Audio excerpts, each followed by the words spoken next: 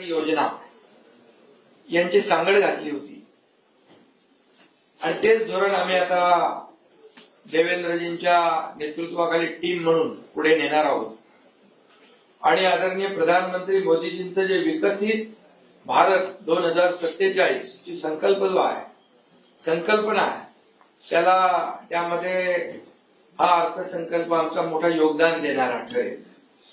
कारण त्यांचं $5 ट्रिलियन जे काही स्वप्न आहे त्याच्यामध्ये $1 ट्रिलियन महाराष्ट्राचा जो काही गोल आहे तो अचीव आरामशीर होईल.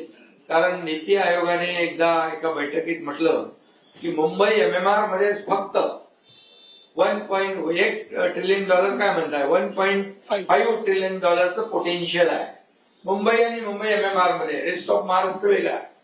त्यामुळे महाराष्ट्रामध्ये जे पोटेन्शियल आहे ते पोटेन्शियल आता वाढलेलं आहे आणि त्यामुळे कारण महाराष्ट्रात इन्फ्रास्ट्रक्चर आहे,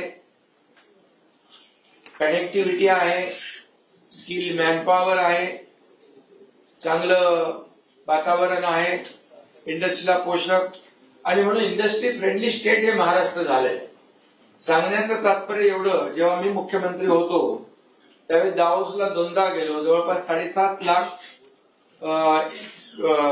कोटीचं करारनामे झाले त्यावेळेस. आणि आता देवेंद्रजी आणि उदय सामंत आपले गेले त्यावेळेस किती 15 लाखापेक्षा जास्त 16 लाख कोटीचे करारनामे झाले.